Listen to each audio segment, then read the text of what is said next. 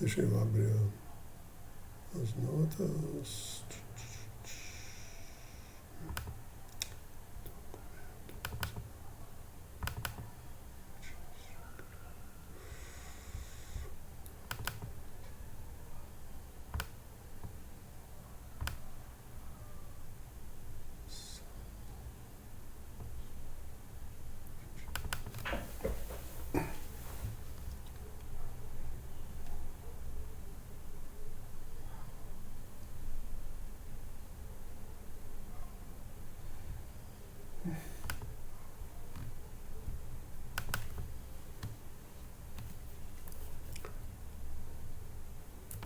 Ok.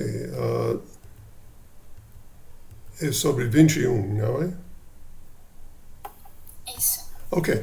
Então, a ideia é só escrever o Hamiltoniano do pêndulo simples em termos de um ângulo, sei lá, θ, e o momento angular, digamos, Pθ. Tá? E a partir daí escrever a função partição. Não precisa avaliar as integrais. Eu posso só deixar escrito mesmo, né? E vai ser mais ou menos nesse mesmo raciocínio da 19. Sim, que você tem um potencial, tá? Porque a gente sempre escreve a função partição canônica como integral sobre as variáveis dinâmicas exponencial menos beta vezes o Hamiltoniano. Tá? O Hamiltoniano tem duas contribuições, cinética e potencial, e na abordagem clássica são duas integrações independentes, né? Sobre o momento e coordenada. A coordenada, entretanto, sendo um ângulo, tem um intervalo de integração restrita, digamos, de 0 a 2π, algo assim. Perfeito? Acho que eu entendi, sim. Vou tentar fazer agora depois. Obrigada, professor. Nada?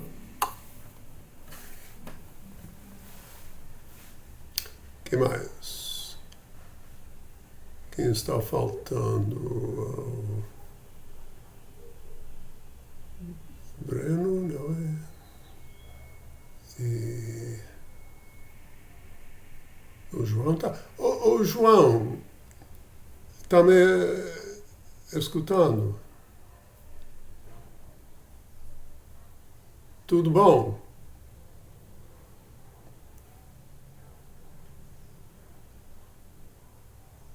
Oi. Eu só quis perguntar. Você não entregou a segunda lista, mas você pretende entregar as outras listas?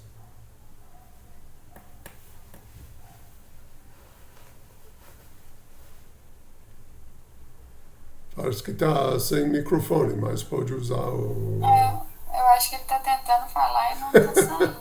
Pode usar o chat, se quiser. Ou mande um e-mail, porque eu enviei o e-mail e nunca recebi uma resposta, por isso que estou perguntando agora. Bom, mande um e-mail depois, por favor, só para esclarecer essa questão. Bom, mais dúvidas sobre a lista?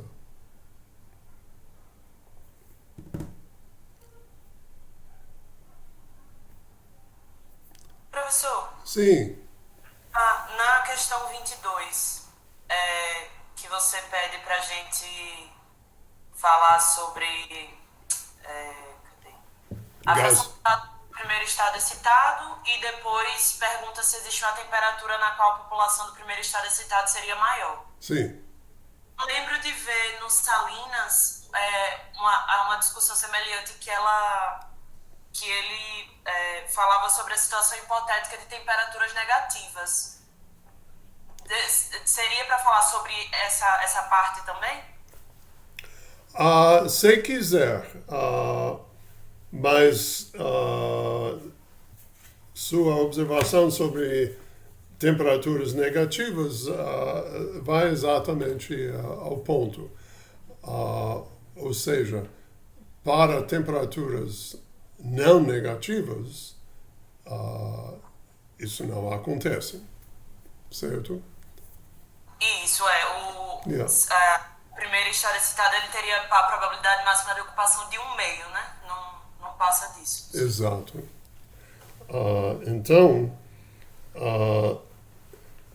se você quer realmente ter uma situação em que a probabilidade do estado excitado seja maior do que do estado fundamental, você teria que inventar temperaturas negativas. E certas pessoas fazem isso, mas eu não vejo muita vantagem nisso. Mas se você quer utilizar temperaturas negativas, eu não vou dizer que não pode, mas bom, acho que você entende. Tá certo. Obrigada, professor. O problema com temperaturas negativas é que tudo bom, se você tem um sistema de 2 estados, você pode descrever a situação em que a probabilidade do estado com energia maior é maior de que a probabilidade do estado de energia menor, usando uma temperatura negativa. Mas quando tem 3 estados ou N estados com diversas energias, você vai afirmar que a passo que a energia cresce, a probabilidade também cresce, parece um pouco não físico. Então, ao meu ver, temperatura negativa é simplesmente um artifício para descrever a situação em um sistema de 2 estados, mas não se aplica a sistemas mais realistas. Então, eu prefiro proibir de vez temperatura negativa, mas isso é uma preferência pessoal, digamos. Tá certo. Obrigado, professor. Algo mais?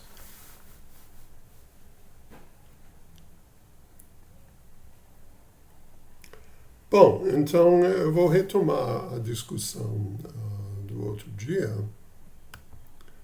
sobre equilíbrio químico.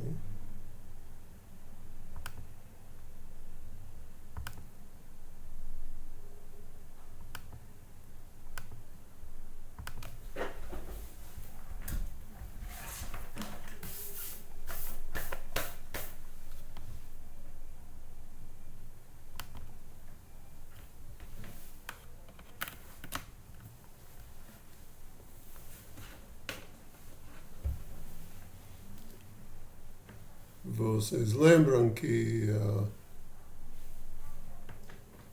analisamos uma reação química genérica, como está escrita aqui. Aqui nós temos nos reagentes A e B, então um número inteiro, tipicamente NiA, de moléculas A, reage com um número NiB de moléculas B para produzir produtos C e D, esses números de moléculas, e a reação pode andar no sentido direto ou reverso. Tem que ter a possibilidade de reações em ambos os sentidos para ter a possibilidade do sistema atingir equilíbrio. Tá? Podemos imaginar, se inicialmente só tem espécies A e B e nada de C e D, inicialmente a reação só anda nesse sentido. Mas depois vai ter encontros também entre moléculas C e D produzindo de novo A e B, e para certos valores da concentração nós vamos ter quantidades iguais de, por exemplo, A e B sendo produzidos pela reação reversa, quanto moléculas A e B consumidos na reação direta. Então, quando isso ocorre, quando as derivadas temporais das quantidades, das concentrações de A, B, C e D são nulas, nós chegamos no estado de equilíbrio dessa reação. E essa análise é para calcular a chamada constante de equilíbrio, que vai definir uma razão entre produtos de concentrações desses reagentes e produtos, que é o que conseguimos prever sobre o estado de equilíbrio. Tá? Então, como eu mencionei, estamos olhando essa reação na fase gasosa, supondo que o sistema é diluído o suficiente que podemos tratar esse sistema como uma mistura de gases ideais. Tá? Porque nós sabemos como calcular a energia livre de uma mistura de gases ideais, e supondo que a reação ocorre a temperatura e volume constante, é conveniente usar a energia livre de Helmholtz, porque essa energia livre é mínima no equilíbrio. E dA é dado por essa expressão, e naturalmente em equilíbrio a gente quer dA igual a zero, o dA em resposta a uma pequena mudança dos números das espécies A, B, C e D, quando a reação é ligeiramente perturbada, tal que dNi é dado pelo coeficiente estequiométrico Ni vezes um d lambda. Tá? O d lambda, lembrando, é essa grandeza que descreve o grau da reação.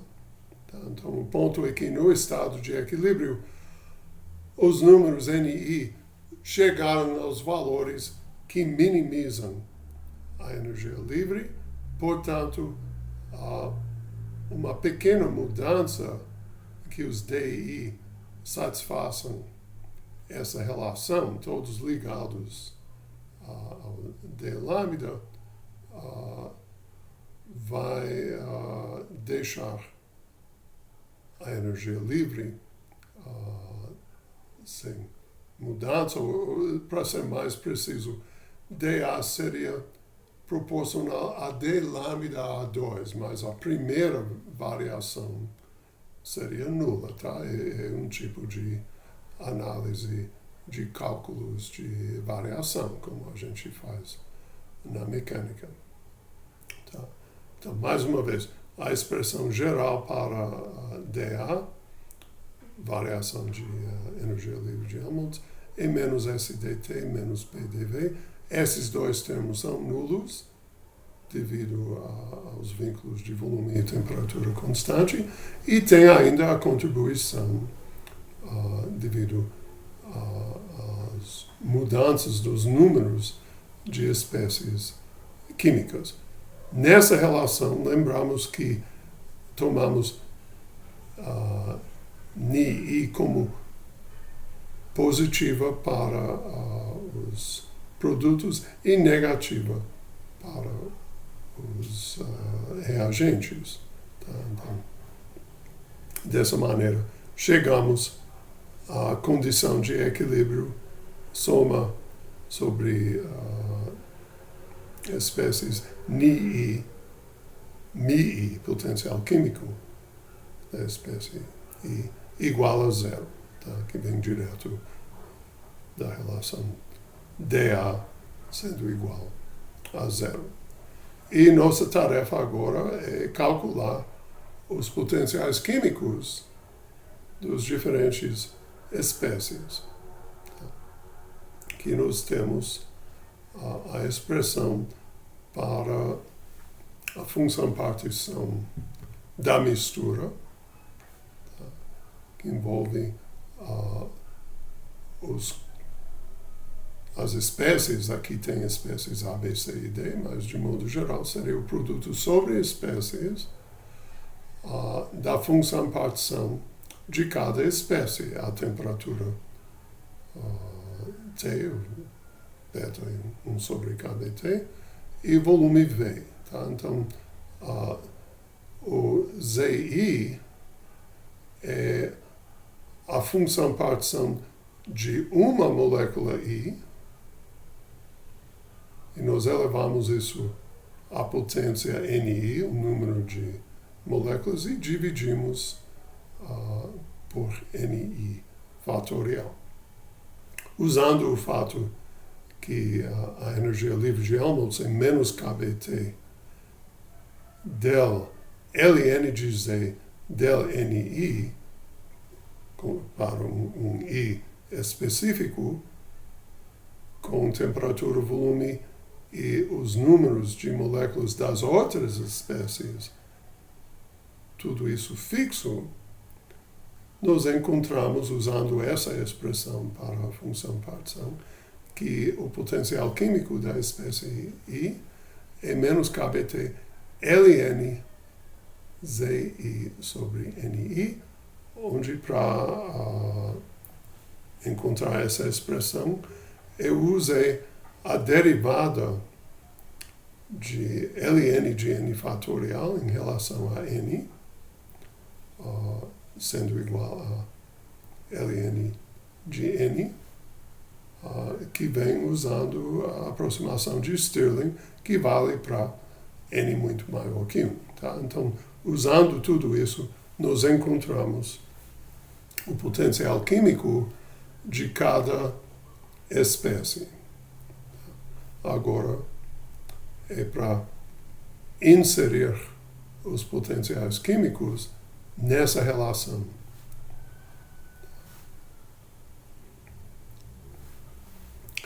Então, nós temos, isso fornece uma relação entre logaritmos e seria conveniente exponenciar toda aquela expressão.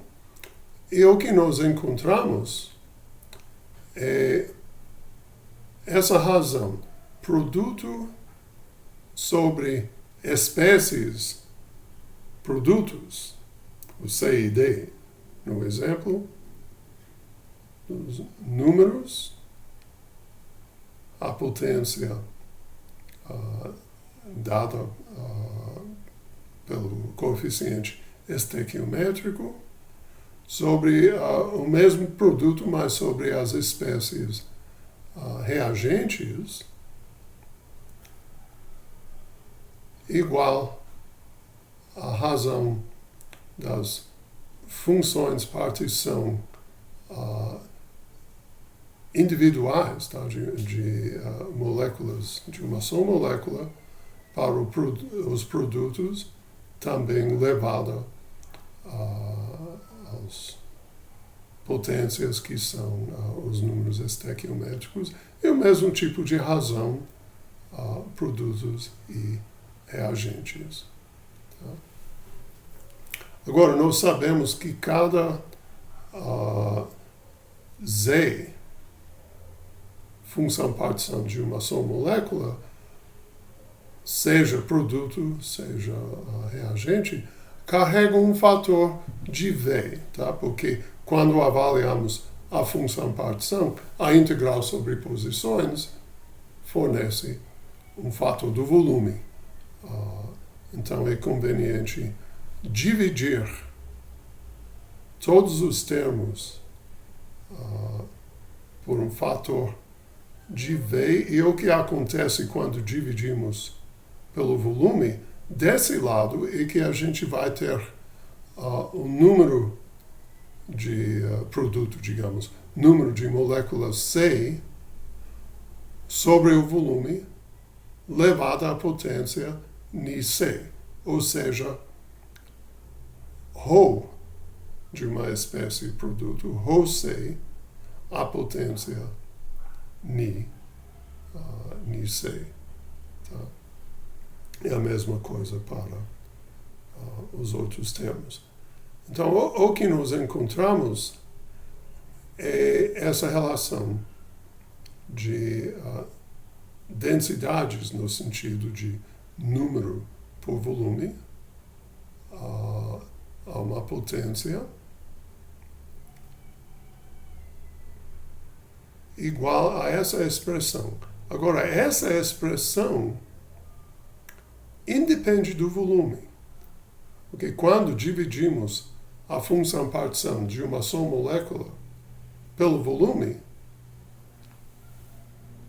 acabou toda a dependência em volume. O que sobra é uma dependência na temperatura. Então, o que ganhamos por essa análise é uma relação que fala das concentrações em equilíbrio em termos de uma função que depende apenas da temperatura. E essa razão que está escrita aqui ganha o nome de constante de equilíbrio. Claro que varia com temperatura, mas é constante no sentido que independe de qual volume estamos usando. É uma relação geral entre densidades. Tá? Para ter uma ideia concreta, vamos olhar essa reação. Tá? Na fase gasosa, a reação entre dois átomos de sódio separados reagindo para produzir uma molécula de Na2. Tá? Então, o que acontece aqui é que nessa colisão entre dois átomos, os dois átomos formam uma molécula. A energia potencial vai ser menor aqui na molécula devido à energia de ligação que já discutimos. Tá? Então, neste caso, essa relação fala que a constante de equilíbrio dessa reação, que é igual ao número de moléculas de sódio sobre o quadrado, o número por volume, sobre o quadrado do número de átomos separados ao quadrado. Essa razão é dada por essa expressão. Tá? Então, quando a gente pega a função-partição de uma só molécula e dividimos pelo volume, o que vai sobrar? Apenas o resultado da integração sobre momento, as três componentes do momento, e aquele fator 1 sobre H3. Tá?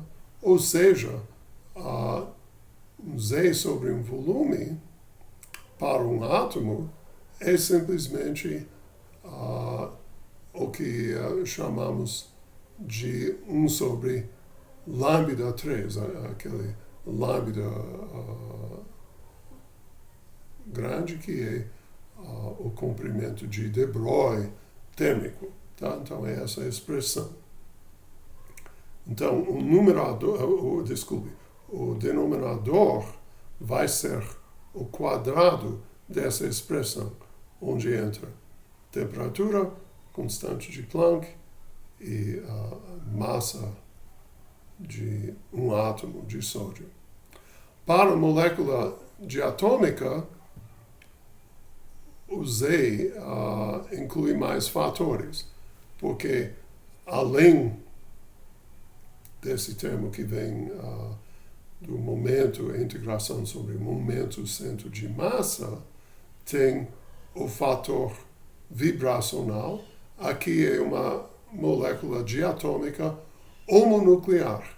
Então, usando a aproximação clássica da função partição rotacional, nós temos temperatura sobre temperatura rotacional vezes 2.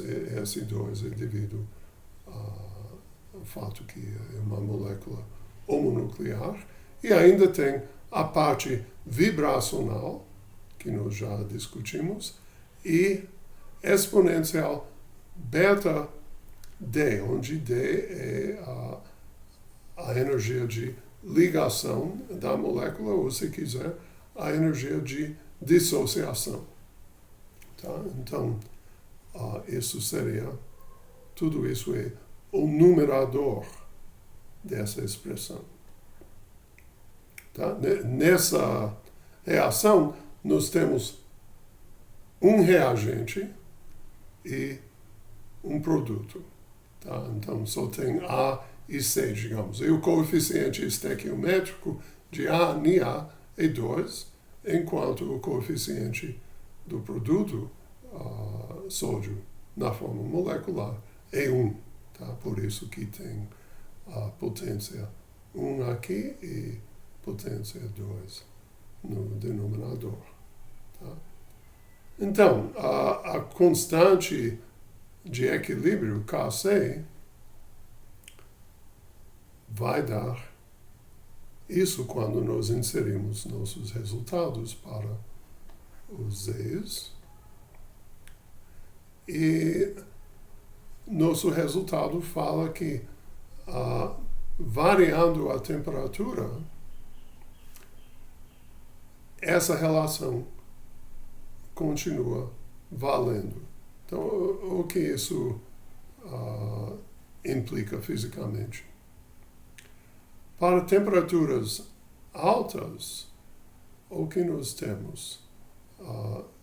Nós temos um fator 1 sobre raiz quadrada da temperatura, devido a esses dois fatores. E aqui a gente teria que expandir essa expressão para temperaturas altas, mas temperaturas altas, beta, indo para o zero, o numerador pode ser tratado como 1, mas o denominador a gente tem que ter um pouco de cuidado e expandir o denominador como 1 menos, agora expandir a exponencial para argumentos pequenos. 1 menos beta H cortado a ômega, ou usando beta como 1 sobre kBt, 1 menos H cortado a ômega sobre kBt, mais termos que não importam para temperaturas altas, e nós temos um fator KBT no numerador. Tinha um T a meio no denominador, então acaba dando um fator temperatura a meio. E esse fator, novamente para temperaturas muito altas, podemos aproximar a exponencial por 1. Tá? Então, nós temos algo que contém alguns fatores que envolvem constantes e temperatura a meio. Tá? Isso é o limite de temperaturas altas. Então, o que acontece? A gente vai ter número de moléculas por volume igual a um fator proporcional à temperatura a meio vezes o quadrado da concentração de átomos. A tendência, portanto, seria para ter quase todo o sódio na forma atômica, com algumas poucas moléculas no sistema. Lembrando que, neste caso, nós temos um vínculo que é 2 vezes o número de moléculas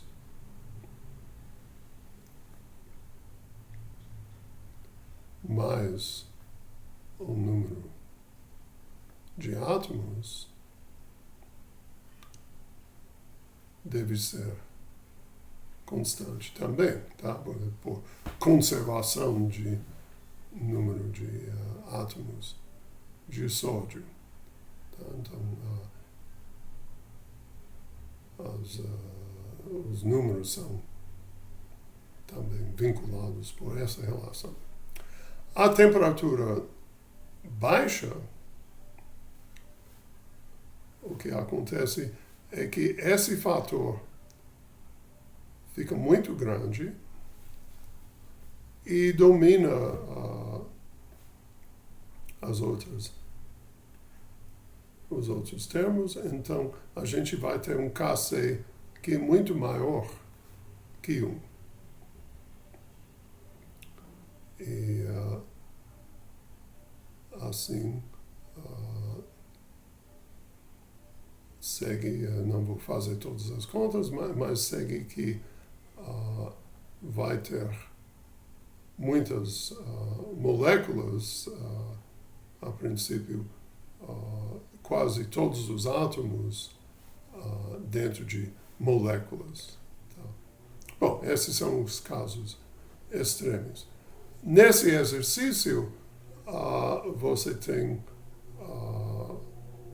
uma aplicação dessas ideias em uma reação parecida, até mais simples, porque a reação é entre átomos neutros e átomos ionizados, mas junto com elétrons, tá? Então, a reação é uma reação de ionização e recombinação, tá? Que também é um tipo de reação química, e a gente pode encontrar o equilíbrio dessa reação, sendo que na astrofísica é bastante comum ter nuvens atômicos com parcialmente ionizados. Esse resultado é interessante no contexto astrofísica, em particular para espectros estrelares. Tá? Então, isso é uma aplicação simples dessa análise. Perguntas?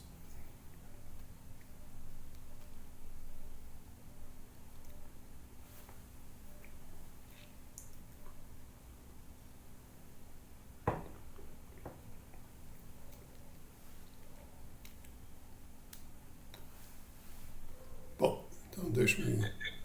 fale. Esse ômega A mais e ômega A, ele pode ter surgido de onde mesmo? Acho que estou tentando descobrir aqui. Elas são degenerescências dos estados do átomo ionizado e o átomo neutro. E o 2 também é uma degenerescência. O 2 tem a ver com o elétron. Tá? Porque a função-partição, quando a gente volta à função-partição de uma molécula, o átomo, no seu estado fundamental, nós temos que incluir a degenerescência do estado fundamental. Então,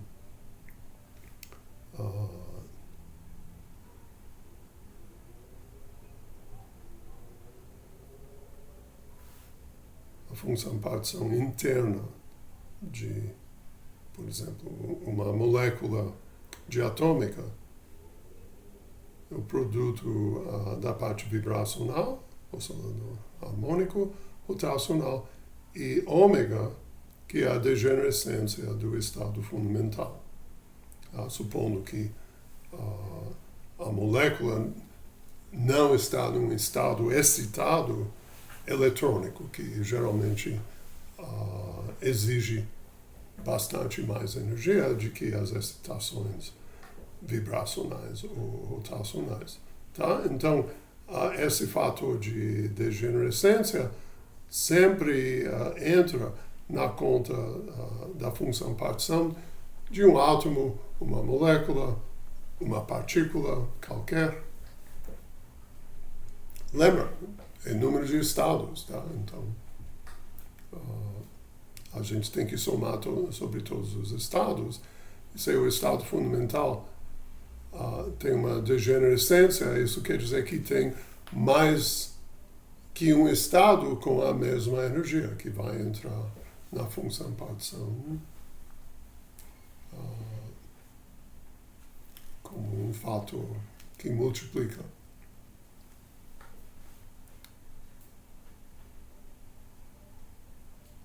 Ficou claro?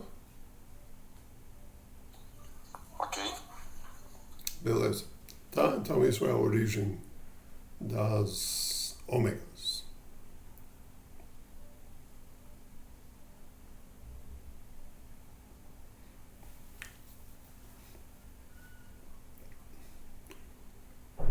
Uma coisa que tem que apreciar é que quando vem a aplicações, por exemplo, a reações químicas ou outros processos, a análise de equilíbrio fornece alguma informação, mas é uma informação restrita, descreve a situação de equilíbrio. Na química, ou até a discussão de reações nucleares ou entre partículas no início do universo, o interessante é a dinâmica da reação. E a mecânica estatística de equilíbrio fornece muito pouco informação sobre a dinâmica. É como a termodinâmica clássica, que descreve o sistema no estado independente de tempo. Tá? Não fornece muita informação sobre processos que andam a velocidade não nula. Tá? A gente analisa, por exemplo, o ciclo de Carnot, mas é tudo supondo processos quase estáticos, ou seja, a velocidade é zero. Então, no caso de reações químicas, uma questão de grande interesse é a taxa de reação.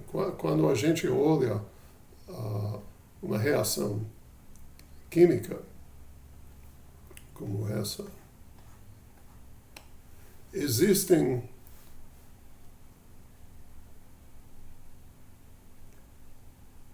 coeficientes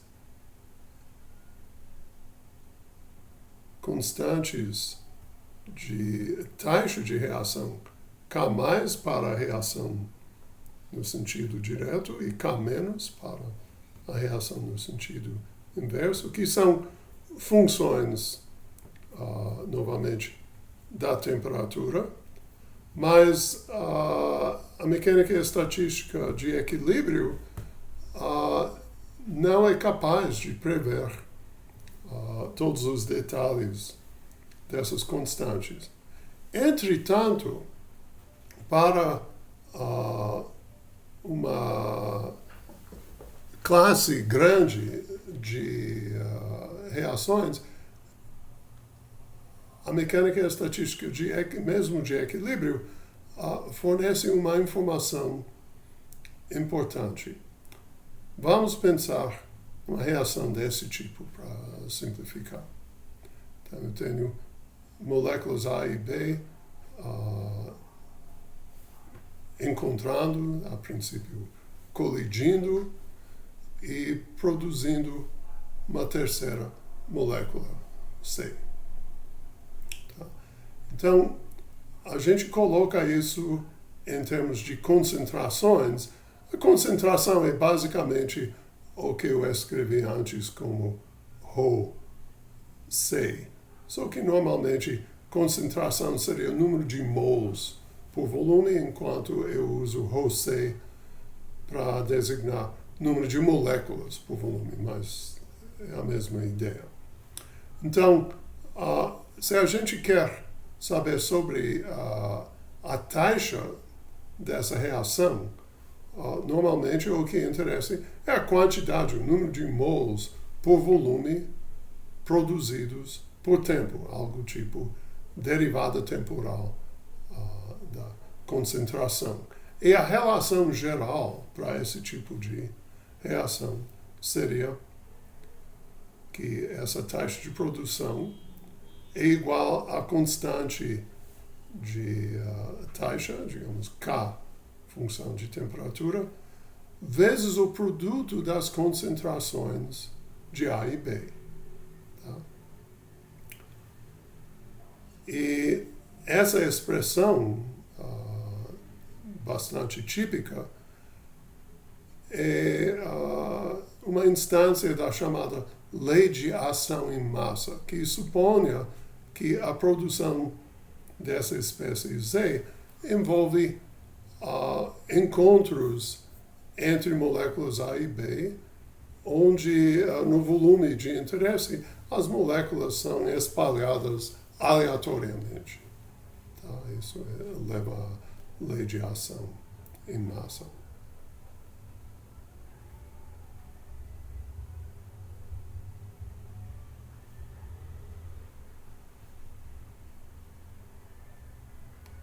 Então a questão é sobre essa constante K. Como que K depende da temperatura? E a ideia é que numa reação dessa, tipicamente, existe uma barreira energética entre o estado inicial, que seria, no exemplo, moléculas A e B numa região restrita de volume, tal que podem colidir e ganhar uma energia suficiente para reagir, e o estado final, que seria a molécula C.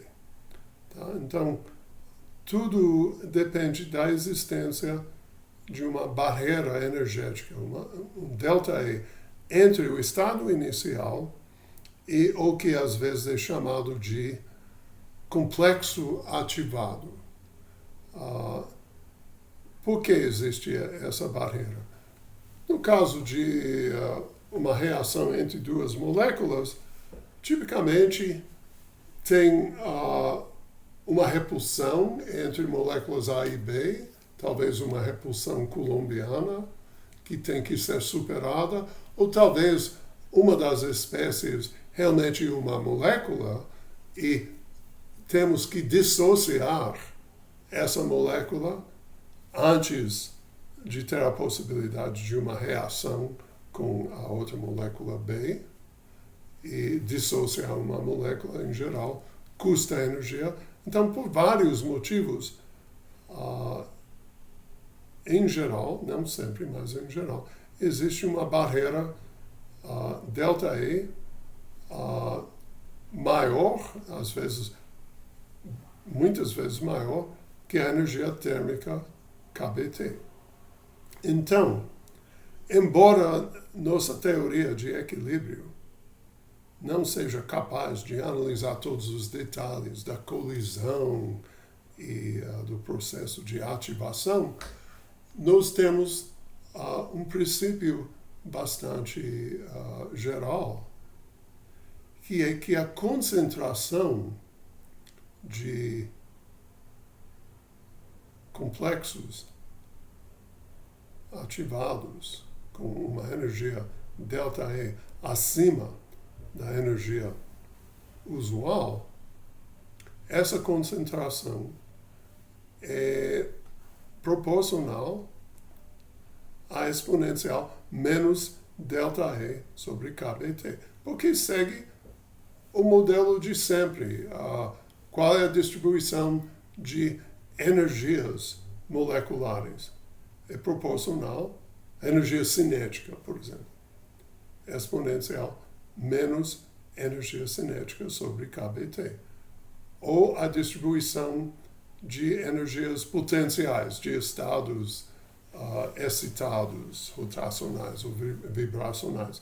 Também segue uma exponencial com argumento menos diferença de energia sobre KBT. Dessa maneira, mesmo não sabendo todos os detalhes da reação, podemos afirmar que essa constante K de taxa vai ser proporcional a essa exponencial. E isso foi uma observação do químico-físico sueco Arrhenius, final do século XIX, que vale para muitas reações, não todas, mas para um número bastante grande de reações químicas, tá? Então, é conhecido como uma lei. É uma lei, digamos, semi-empírica, tem essa base teórica que eu mencionei e também é verificada experimentalmente.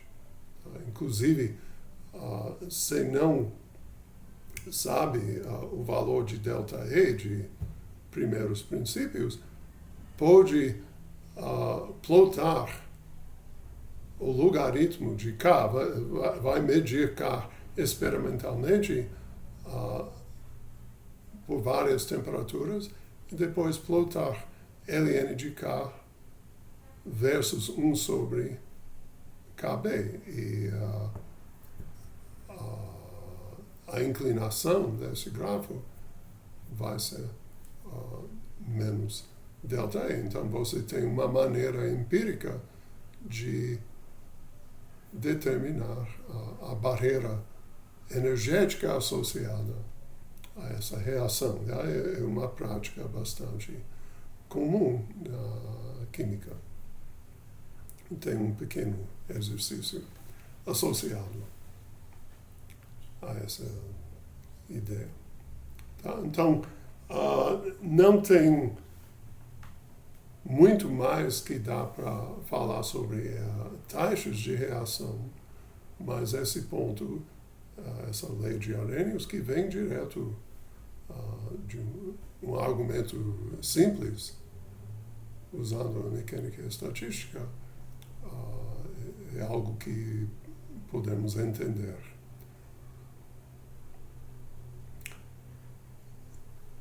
Nessa expressão, obviamente, tem um fator de proporcionalidade que, como eu falei, depende de detalhes moleculares e de colisões.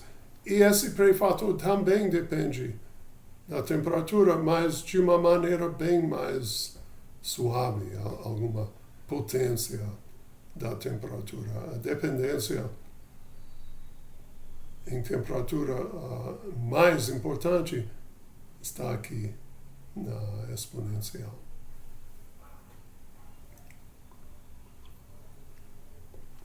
Por isso, a princípio, que a vacina contra a Covid deve ser armazenada a uma temperatura de menos 70 Celsius para inibir determinadas reações químicas que procedem numa velocidade apreciável em temperaturas maiores e vão estragar a vacina. Eu não sei quais reações são, mas quando a gente vê alguma restrição sobre temperatura de armazenamento,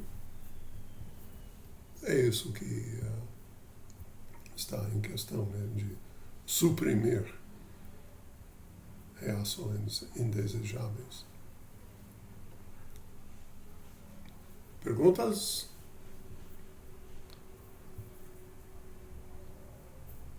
Quem já ouviu falar na lei de Arrhenius?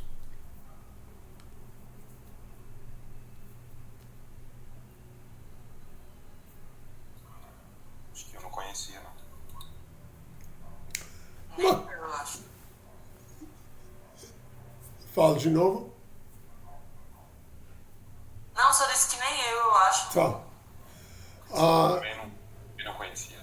Tá, é que eu não sei quais são as áreas de pesquisa de vocês. Se vocês são teóricos, experimentais. Se for experimental, você trabalha em um laboratório, por exemplo, de materiais ou de óptica. Então, Eu sou experimental, só lá do matéria condensada ali, né? Tá começando, na verdade. tá. Eu sou da astronomia. Tá. Esse povo aí é teórico. Mais para a área mais para observacional, na verdade.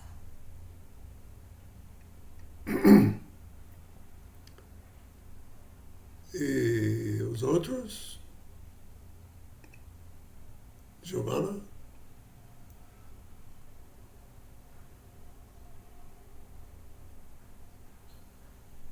Aproveitar olha lá, o telefone dela parou. Tá. Microfone. Mas qual é a sua área de pesquisa?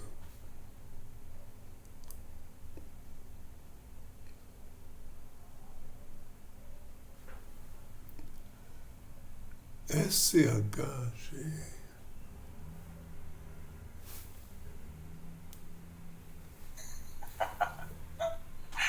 Acho que ela simplificou demais aí, né? Tá. Então é tipo óptica quântica? Biofotônica. Ok. E João, consegue escrever algo ou não dá? Tá. Ainda está na graduação.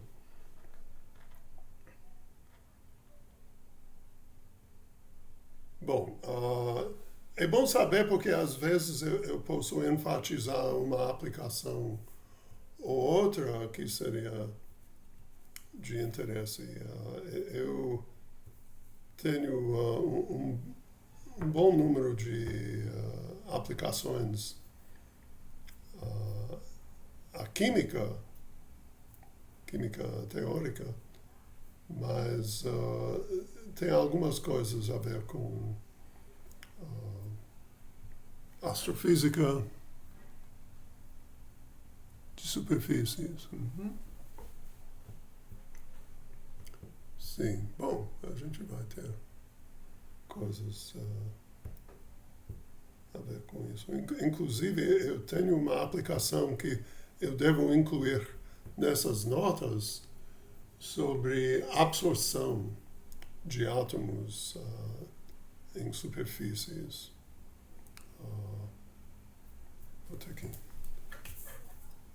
incluir isso. Que na verdade também é a minha área, já que eu trabalho com crescimento, né, Uhum. com crescimento sobre superfícies, né? Exato. A absorção é importante.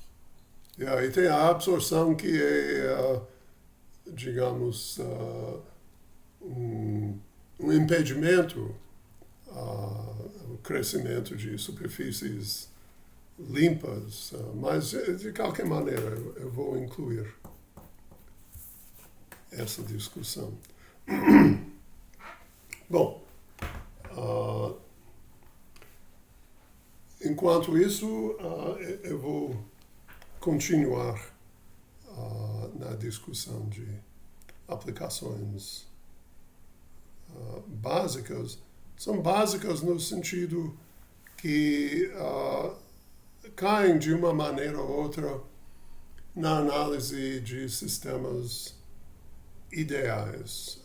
Mesmo se tiver interações ou uma energia potencial, se a gente consegue identificar os modos normais do sistema,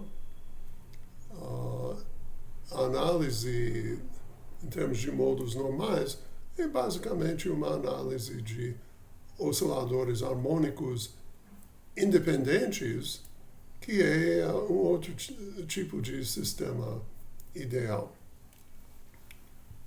Bom, então a primeira aplicação é o próprio campo eletromagnético. A gente vai começar com eletromagnetismo clássico e desenvolver a mecânica estatística do campo eletromagnético em vácuo, tudo do ponto de vista clássico, e ver que isso leva a um resultado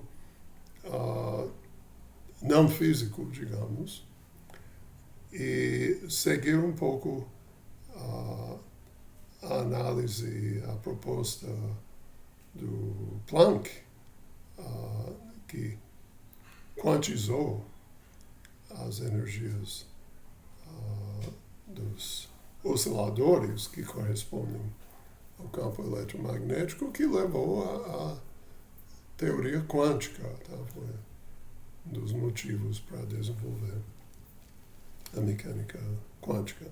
Tá? Então vamos considerar o campo eletromagnético em vácuo, ou seja, sem fontes dos campos,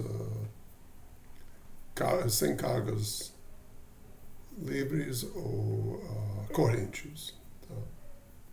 Então, nós pensamos em uma região de volume V, uma cavidade, para ser mais preciso, em forma paralelepípedo, com lados Lx, Ly, Lz, tá? Um produto dado o volume, e nós sabemos da teoria eletromagnética que a energia do campo, que eu vou escrever como H mais à frente vai ser realmente um Hamiltoniano, mas por enquanto vou usar H porque nós temos E designando o campo elétrico e H humano o campo magnético. Então, a energia do campo é a integral da soma de E ao quadrado e H ao quadrado integrado sobre o volume vezes 1 sobre 8π, a expressão clássica para a energia do campo em vácuo. Tá.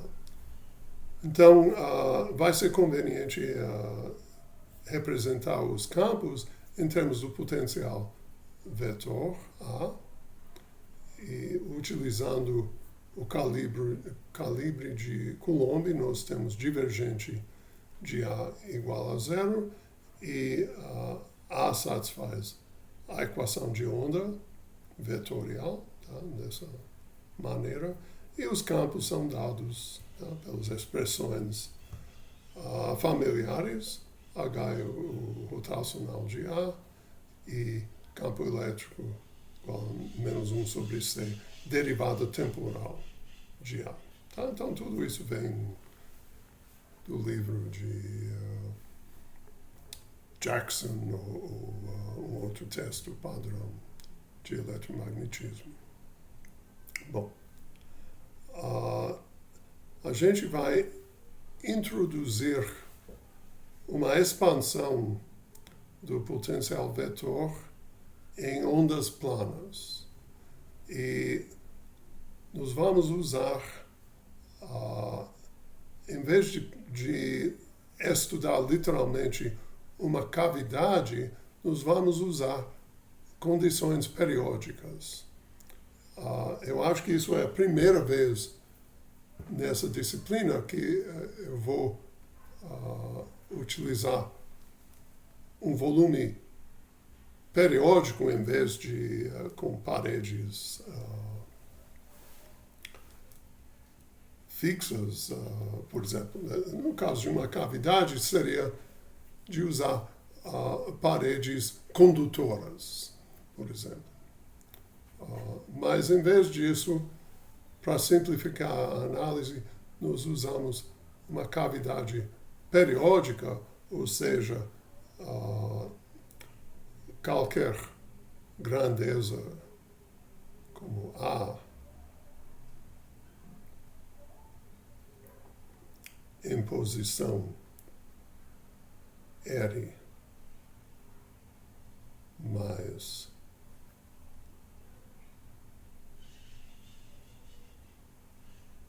Lx vezes um vetor unitário na direção x em tempo t é igual a em posição R em tempo t. E a mesma coisa nas outras direções. Então, a posição R é restrita ao volume da cavidade, digamos, ao longo da direção x, entre 0 e Lx, etc. Tá? Mas nós entendemos que todas as grandezas A, H, E são funções periódicas de posição e o motivo para usar um sistema periódico é que simplifica bastante a análise e os resultados, pelo menos no limite de sistemas grandes, macroscópicos, os resultados são iguais aos resultados para uma cavidade com paredes condutoras. Tá? Então, é a primeira vez, mas certamente não a última vez, que eu vou usar essa abordagem de considerar um sistema periódico. Tá? Vai surgir muitas vezes. Então, isso é a propriedade de periodicidade. E isso permite usar, como eu mencionei, uma expansão em ondas planas. Seria o primeiro passo para encontrar os modos normais do sistema. Tá? Então, escrevemos o potencial vetor, A de RT, como uma soma sobre vetores de onda, K, uma função A de T, com subscrito K, talvez seria melhor mudar o subscrito diretamente para lá, então seria AK.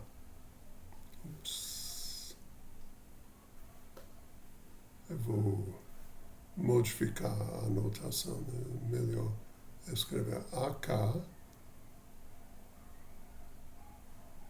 função de tempo, multiplicando essa onda plana.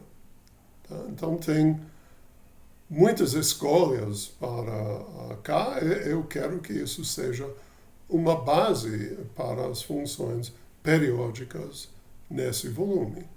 Tá? Então, para dar uma função periódica, nós temos uma restrição sobre as componentes de K, tá? Que devem ser múltiplos inteiros de 2π sobre Li na direção I. Tá? Então, K é composto dessa maneira. Aqui seria J. Aqui seria J e aqui seria K. Mas agora é K chapeio. Tá? Então, isso garante para qualquer escolha de inteiros NI, isso garante que nós temos uma função periódica no sentido que eu mencionei. Tá? Então, K é restrita a esse conjunto de valores, que é uma infinidade de valores do vetor de onda, mas uma infinidade discreta, evidentemente. Então, pode olhar isso como um tipo de transformado de Fourier da função A de R com amplitudes de Fourier AK, só que dependem também do tempo. Há um campo real que implica nessa relação, tá? Porque quando nós olhamos o termo com K e com menos K, tá? Então menos K daria o complexo conjugado dessa exponencial complexa e nós queremos que a estrela seja igual a para A ser um campo real. Então, isso implica essa restrição sobre as amplitudes, tá? Que, de T com argumento menos K deve ser a mesma coisa que AK, complexo conjugado. Tá? Também tem a condição de divergente nulo de A, que implica nessa relação, você insere na expressão para o divergente. Então, isso implica que cada vetor A de K possui apenas duas componentes independentes, tá? Devido a essa restrição. E tudo isso faz sentido, lembrando que ondas eletromagnéticas são ondas transversais e que têm a liberdade de polarização, ou seja, a orientação por exemplo, do campo elétrico no plano perpendicular à direção de propagação, que, novamente, dois estados de polarização que correspondem, de uma forma, a essas escolhas das duas componentes de A. Quando inserimos o modo desse na equação de onda, nós encontramos essa relação, a derivada temporal de AK é regida por essa expressão, e introduzindo ômega-K, aqui K é o módulo do vetor de onda. Ômega-K igual à velocidade da luz, vezes o módulo do vetor de onda, CK, nós podemos escrever as duas soluções independentes dessa equação dessa maneira.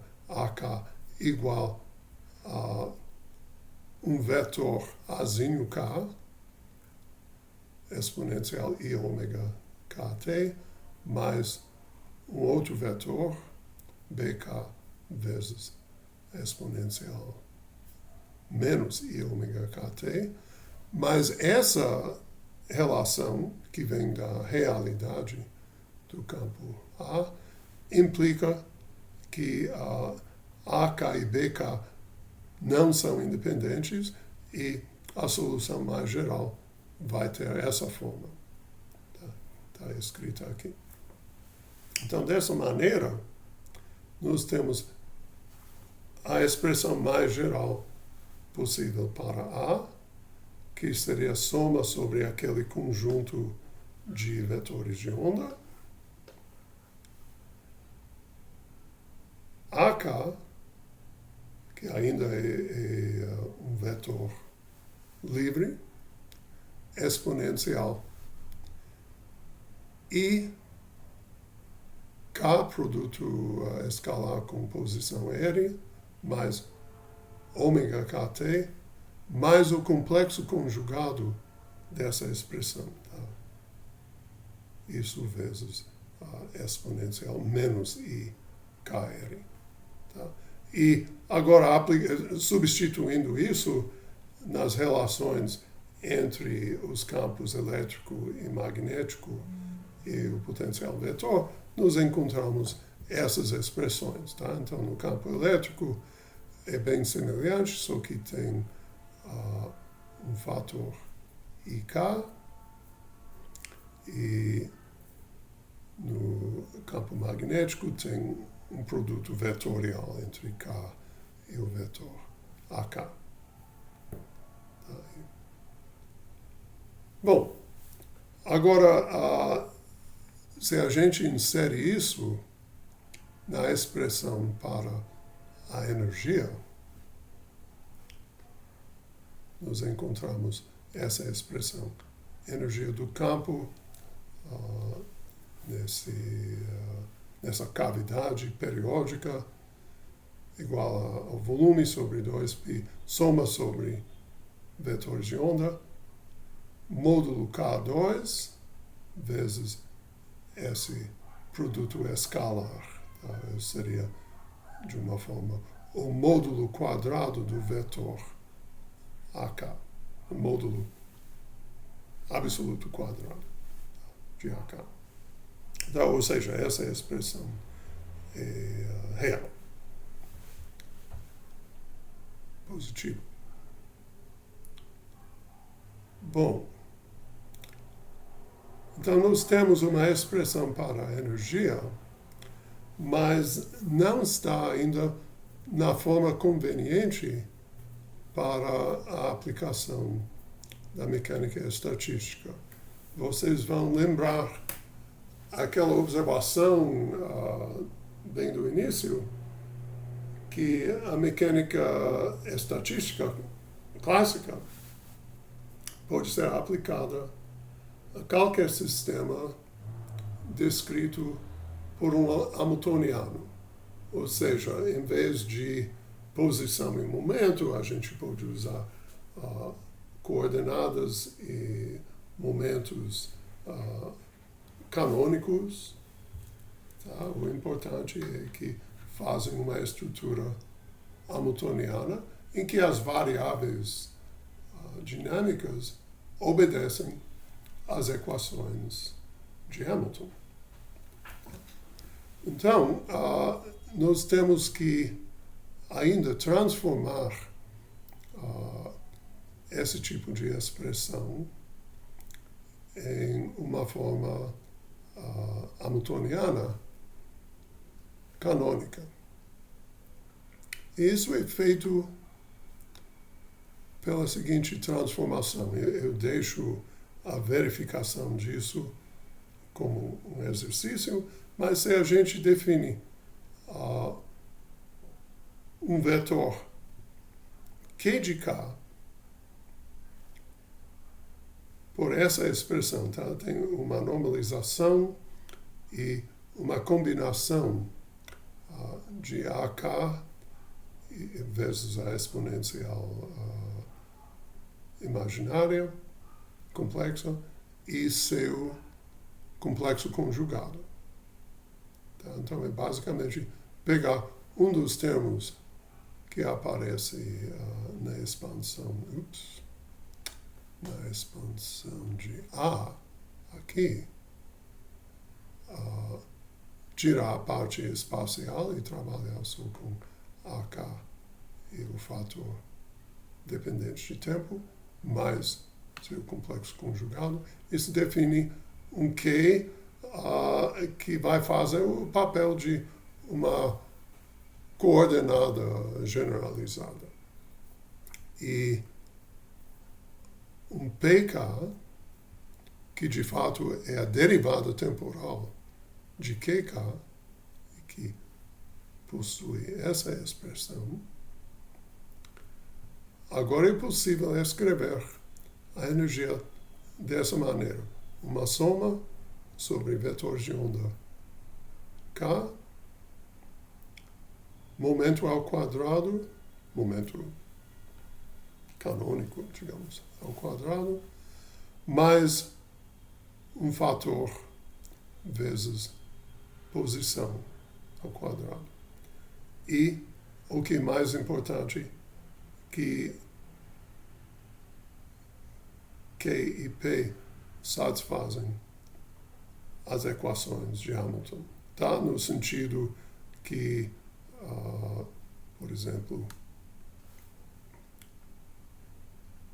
dk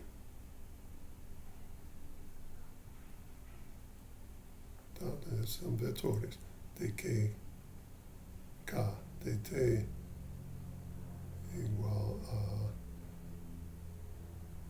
derivada parcial de h em relação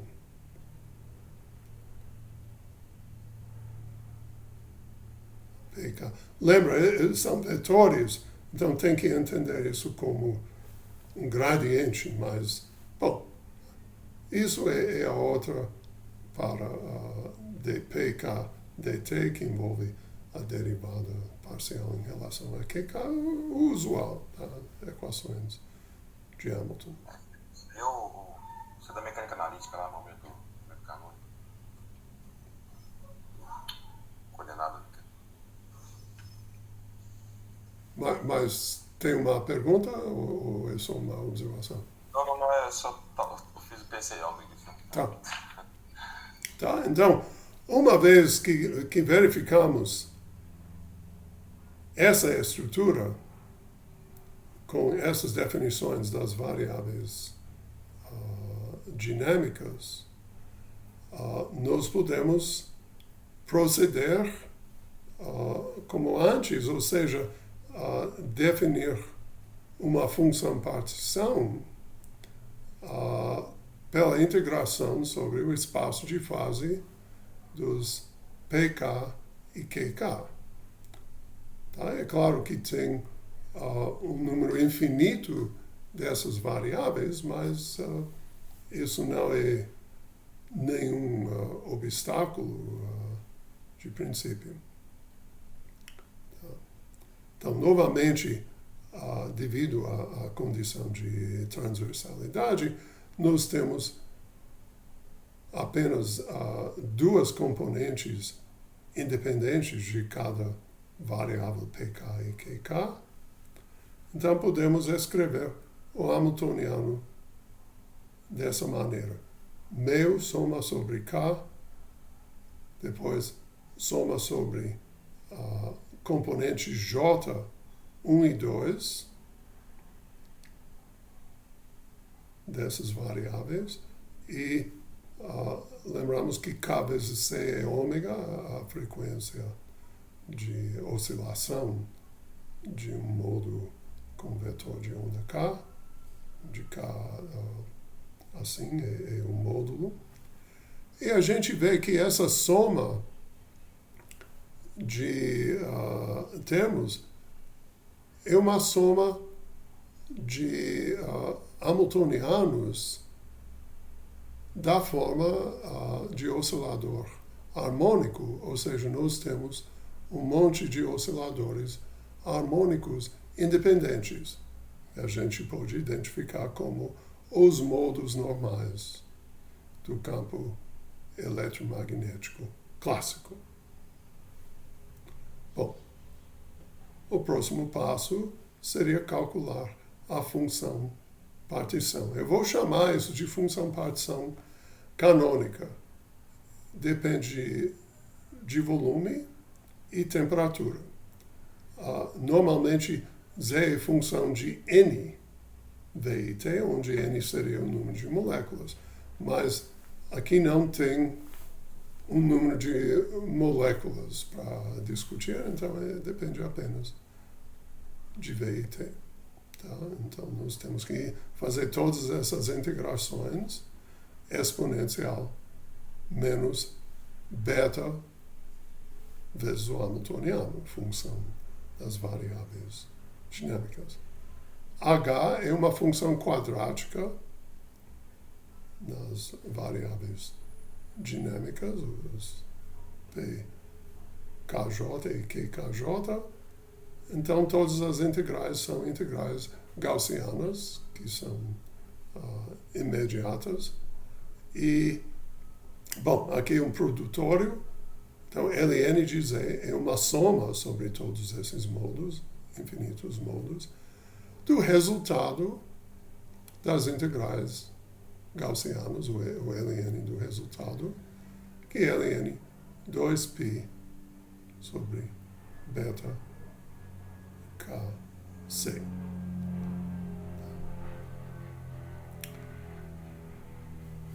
Agora vai entrar um outro passo padronizado que a gente vai usar frequentemente.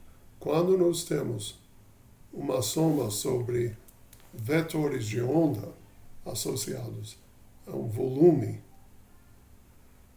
vai ser bastante conveniente representar essa soma por uma integral. Tá? E a lógica é o seguinte: se a gente lembra como nós definimos os vetores de onda, acho que fica nessa página.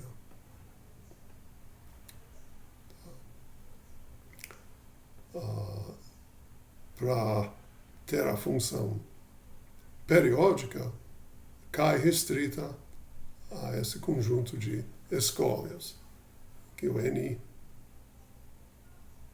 X, N, Y, N, Z são inteiros. Inteiros positivos ou negativos, neste caso. Então, a soma sobre K, em efeito, é uma soma sobre inteiros. Os três inteiros nesse conjunto. Se escrevemos a soma em termos de um vetor de inteiros N, componentes Nx, Ny, Nz, tomando esses valores, é direto aproximar isso por uma integral D3N. Mas é mais conveniente escrever a integral D3K. Então a gente tem que observar que dkx, por exemplo, é 2π sobre Lx, dnx, e assim por diante. Tá? Então, dessa maneira, escrevendo dki como 2π sobre Li, dni, tomando esse limite, que é um limite contínuo, em vez de tratar os n ou os k como discretos, tratamos como contínuos. E isso faz todo sentido no limite de L grande, porque o dk associado a um incremento inteiro de n passa a ser 2π sobre Li, que é muito pequeno quando Li é grande. Tá? Então, usando todas essas observações, a soma sobre K vira uma integral sobre todo o espaço D3K multiplicado pelo volume sobre 2πa3. O volume surge porque V é Lx, Ly, Lz. Então, a gente vai usar a integral com esse prefator em vez da soma. Bom, o que nós queremos calcular, em particular, é a energia média do campo em equilíbrio. Note que o que eu fiz até esse momento foi analisar, de modo geral, o campo eletromagnético em uma cavidade periódica. Mas qual seria a aplicação da mecânica estatística? É calcular propriedades médias em equilíbrio. Que é equilíbrio? O campo eletromagnético está em equilíbrio? Bom, no problema da radiação da chamada corpo negro, o que é a radiação do corpo negro? É a radiação dentro de uma cavidade em que a radiação eletromagnética consegue entrar em equilíbrio com as paredes da cavidade. As cavidades são mantidas a uma temperatura fixa e após várias absorções e remissões de radiação eletromagnética pelos átomos da parede, sempre mantida uma temperatura fixa, a radiação eletromagnética, nessa circunstância, entra em equilíbrio termodinâmico com a cavidade, com as paredes da cavidade. Se furamos um pequeno buraco em uma das paredes, o que sai é a chamada radiação de corpo negro, que nada mais é que radiação eletromagnética em equilíbrio numa determinada temperatura. O que caracteriza o espectro é a temperatura. Só isso. Tá? Então, se a gente quer analisar a energia média e a distribuição de energia em função de comprimento de onda ou frequência, a gente tem que calcular a energia média, que, pela mecânica estatística, é a derivada do ln de z em relação a menos beta. Tá? Então, com a expressão que nós encontramos para ln de z, que fica aqui, a gente faz a derivada do ln em relação a beta e a gente encontra o fator 1 sobre beta. fator 1 sobre beta para cada modo da cavidade. Então, trocando novamente a soma por uma integral, esse fator de 2 vem da soma sobre J, que pode interpretar como as duas polarizações para cada modo do campo eletromagnético. 2V sobre 2π ao cubo. 1 sobre beta, que vem da derivada, D3K. 1 sobre beta é KBT, e eu posso escrever a integral D3K, que tem simetria esférica, como integral em relação ao módulo de K, dK, vezes o elemento de volume de casca, 4π K2. E, por final, é conveniente trocar vetor de onda por frequência Ni, dessa maneira. Essa é a relação entre frequência e módulo de vetor de onda. Então, nós temos essa expressão. Evidentemente, o resultado é infinito. Tá? Uma integral dessa dá infinito. E o motivo é que nós temos a mesma contribuição KBT associado a cada modo. Era para antecipar isso quando nós olhamos o hamiltoniano como uma soma de hamiltonianos de osciladores harmônicos, lembrando o teorema de equipartição, que fala que em um sistema clássico, cada variável que entra no hamiltoniano de forma quadrática, contribui meio KBT a energia interna.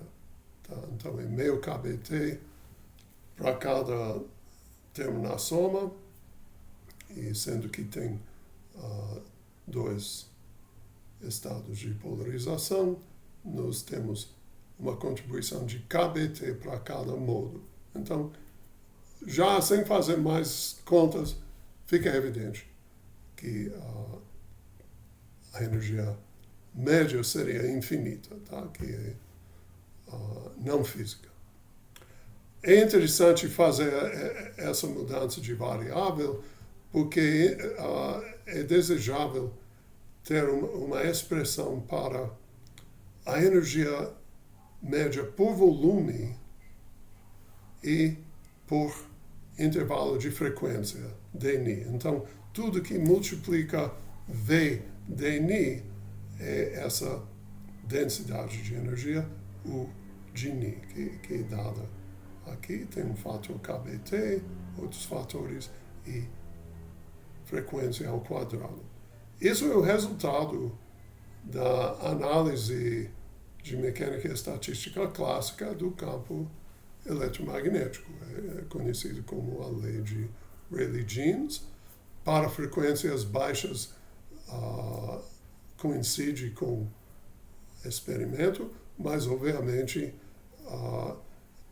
esse Ni ao quadrado não pode continuar para frequências altas, entrando na parte, na faixa de ultravioleta, o raio-x do espectro eletromagnético está errado. Por isso que esse resultado é associado com o nome de catástrofe ultravioleta, porque chegando nas frequências altas dá um resultado que não convém com o experimento, e integrando dá um resultado infinito, que também é não físico. Tinha uma pergunta? Não, é porque deu uma falhada na internet. Eu estava querendo descobrir a origem. Você avaliou integralmente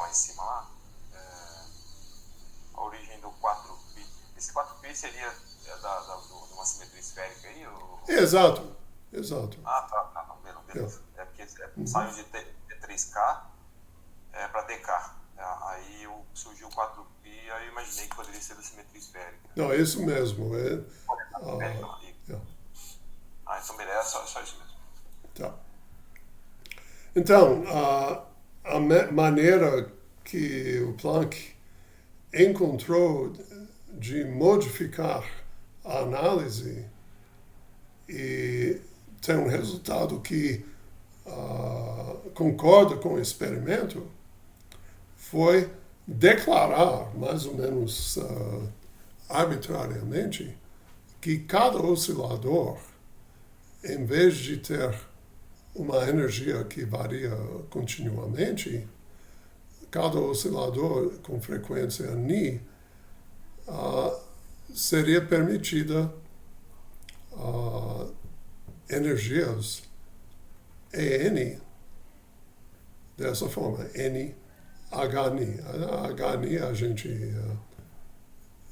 identifica como quanta de energia. Aqui N eu devo enfatizar, toma valores inteiros, N igual a 0, 1, 2.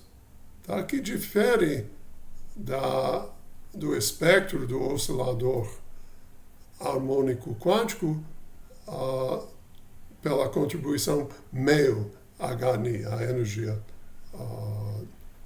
do ponto zero, que obviamente não ia entrar nesse tipo de análise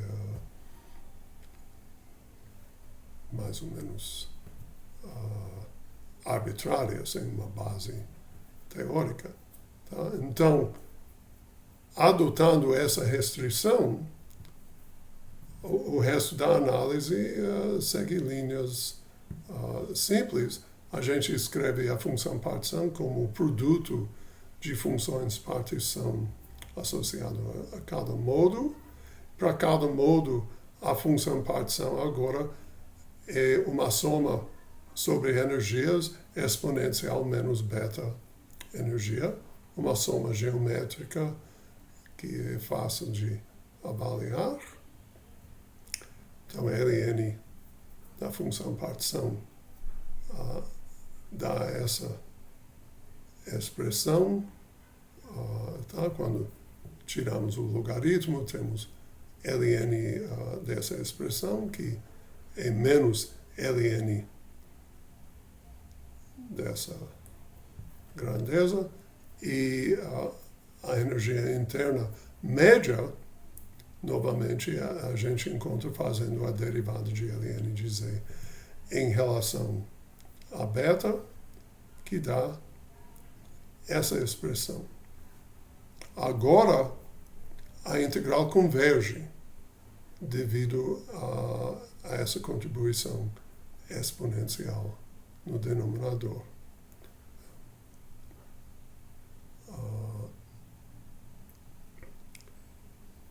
Então, comparando com essa integral com a expressão anterior, a energia por volume e intervalo de frequência é essa expressão,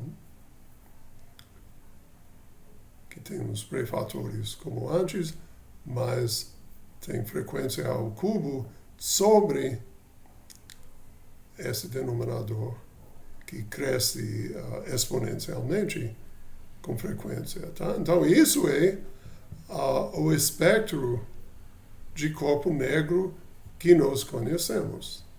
Tá? Isso é a chamada lei de Planck. E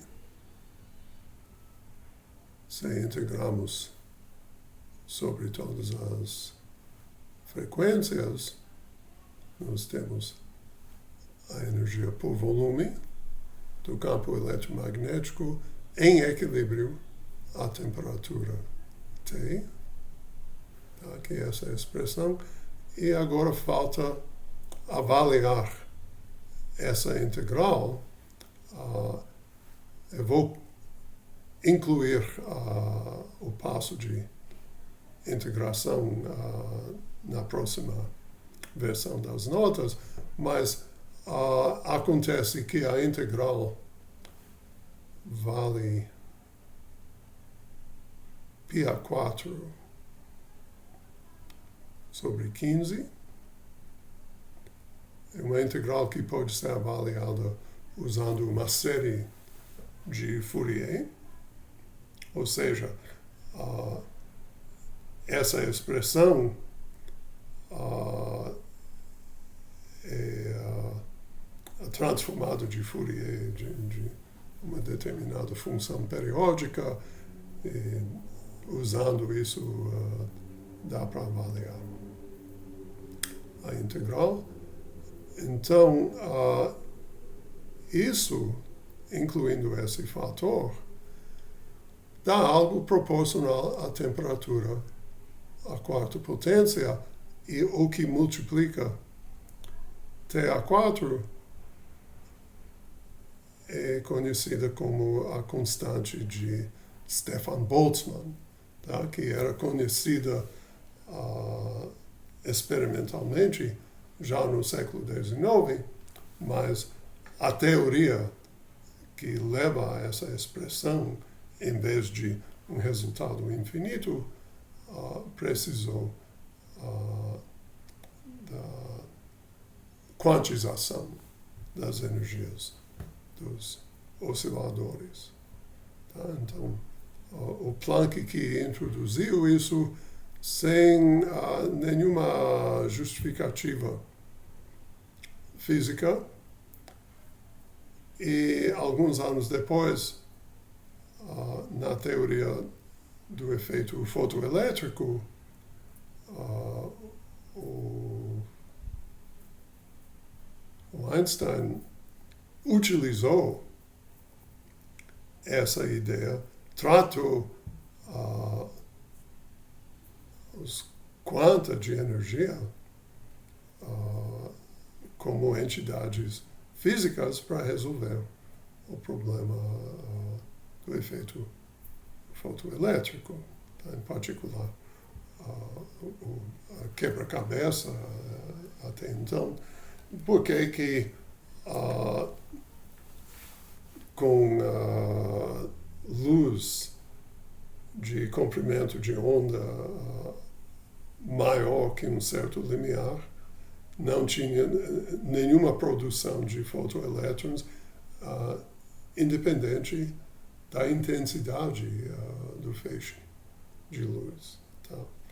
E, bom, assim nasce a noção de fótons, ou seja, na interpretação moderna, nós temos o que eu fiz aqui? Na interpretação moderna, a gente teria para o campo eletromagnético, a cada modo, um estado quântico caracterizado por um número quântico n com energia n mais meio h cortado ômega,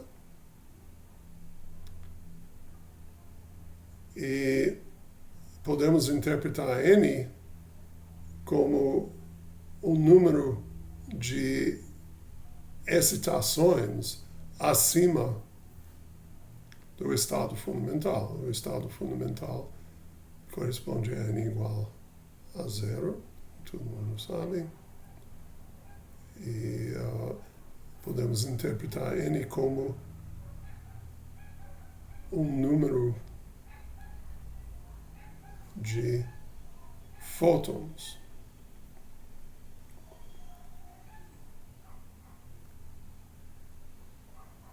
Então, na visão moderna, campo eletromagnético quântico, n é um número de partículas associadas àquela frequência ômega. Então, nós temos um campo eletromagnético com partículas associadas a cada modo, e essas partículas são os fótons. Bom,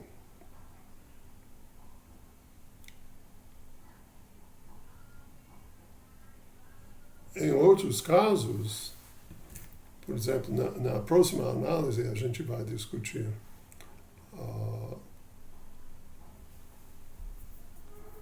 um cristal,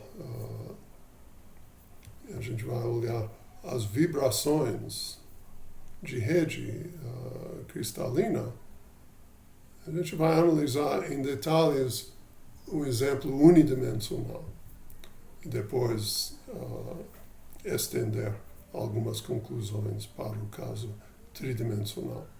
Mas o que a gente vai fazer é a análise de um sistema massa-mola periódica na forma de anel, então é unidimensional, mas sistema periódico, e supondo que as molas são, obedecem à lei de Hooke, ou seja, a energia quadrática no deslocamento de equilíbrio, a gente vai encontrar os modos normais desse sistema, que novamente vão ser equivalente a um conjunto de osciladores harmônicos, neste caso, um número finito de osciladores harmônicos, porque tem um número finito de massas. E a gente vai calcular a energia média em equilíbrio termodinâmico desse sistema, esse cristal unidimensional. A gente vai ver que a capacidade calorífica independe da temperatura. Isso, novamente, está em conflito com o experimento. Então, nós vamos quantizar os osciladores, mas agora adotando o ponto de vista quântica, que nós temos uma coleção de osciladores harmônicos quânticos, e vamos encontrar um resultado para a capacidade calorífica que está de acordo com o experimento. Esse conjunto de osciladores harmônicos em 3 dimensões é chamado de modelo de Debye, mas basicamente é a análise de um sistema de osciladores harmônicos independentes tratados de maneira quântica, e a parte de Debye tem a ver com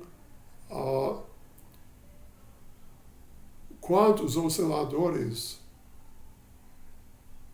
existem em função da frequência. Tá? No caso do campo eletromagnético, nós sabemos que para cada modo do campo existe um oscilador. Tá? Então,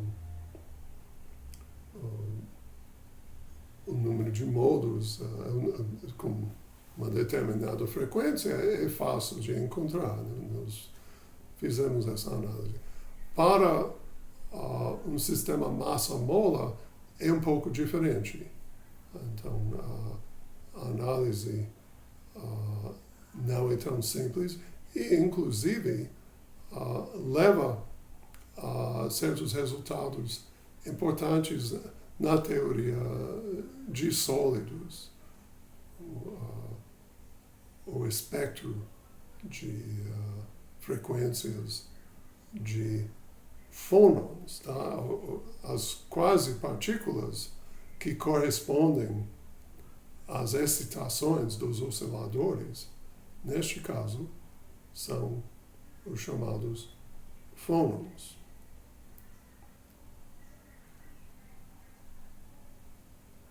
Agora, não há dúvida que um fóton é uma partícula elementar, é um bóson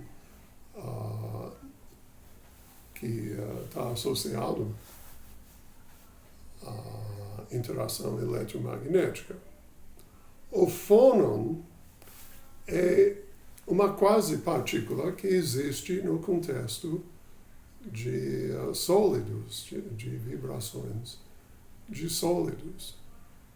Não é uma partícula fundamental da natureza, mas no contexto da discussão de vibrações de rede, podemos tratar os fônons como partículas, tá? Tem todas as propriedades de uma partícula, só que você nunca vai encontrar um fônon em vácuo, só existe no contexto de sólidos. Bom, é isso para hoje e a gente continua na quinta-feira.